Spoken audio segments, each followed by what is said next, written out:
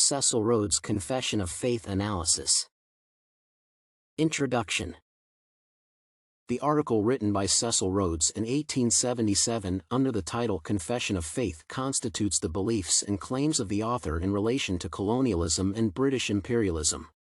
When analyzing this historical text, one should concentrate on the context in which it was created, the background of the author, and the purpose of the writing itself. In particular, Rhodes' article is an example of justification of imperialism with a domination of the English in order to ensure the prosperity of the whole human race. The historical period in which the writing was published entails that the British Empire required solidifying its position as a dominant political and economic power on a global scale. As a representative of the British elite and a colonizer of Africa, Cecil Rhodes was motivated to proclaim the dominance of the British Empire with particular justification for his claims.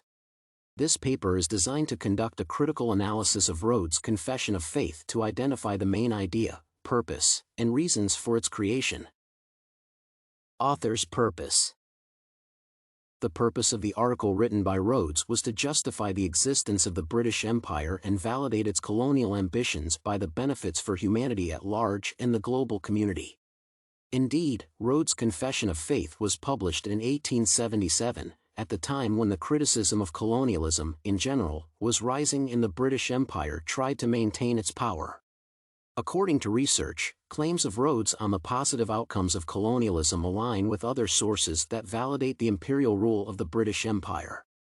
The claim that colonial rule produced positive long-term outcomes is also reflected in a small literature focusing on the duration of colonization.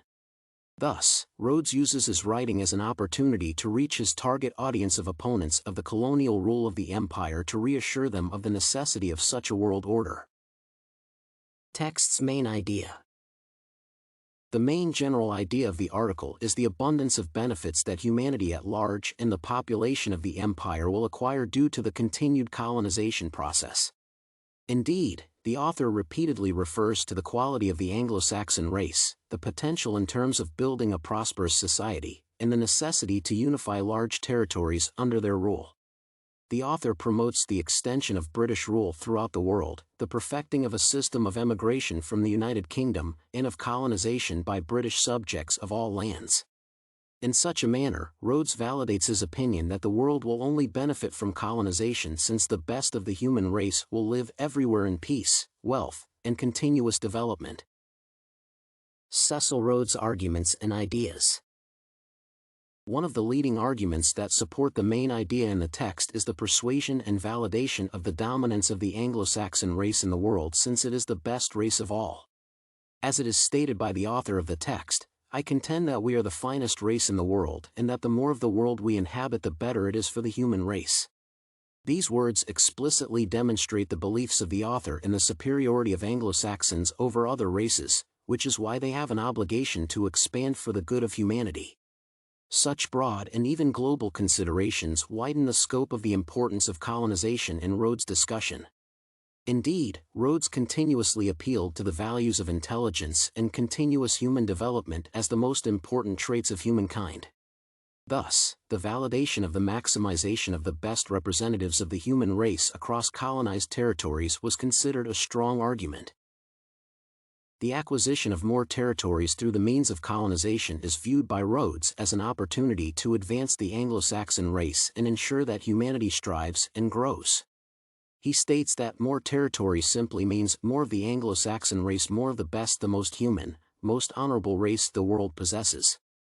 Attainable territories with approachable means for life and prosperity were considered as opportunities for increasing immigration from Great Britain to the occupied lands. Using such methods, the author validated the policies of the British Empire in Africa and other lands. Thus, the invasion of more territories and settlement of the English there was discussed within the context of the multiple developmental benefits for the world. Rhodes claimed that one of the most effective ways to acquire more territories and ensure the dominance of the British Empire in the world is through the creation of a secret society like the Masonic Order. The author states that to forward such a scheme what a splendid help a secret society would be not openly acknowledged, but who would work in secret for such an object. the consolidation of influential individuals in one society was viewed as a source of the power of influence on the inferior territories. In addition, the existence of such a society was validated by the importance of unity in policies that would incorporate the world under the rule of one nation. The elimination of the risk of wars is another important claim that Rhodes used to persuade his audience that colonialism is a sound and safest approach to world order formation. Indeed, in Rhodes' opinion, colonialism helps weld together the disjointed members of the empire, and finally, the foundation of so great a power as to render wars impossible and promote the best interests of humanity. Repeatedly, the author refers to the fact of losing America as the source of weakness for the British Empire and the military unrest in the world. Conflicts between states cause disruption for economies and humanity, which should be reduced by means of reinforced colonization. With the consolidation of all territories under one rule, the risk of wars would be mitigated since the territories would be united under the same purpose and interests. Conclusion. In summation, the critical analysis of Cecil Rhodes' Confession of Faith has shown that the author presented a strong validation for maintaining and increasing British influence on colonized territories.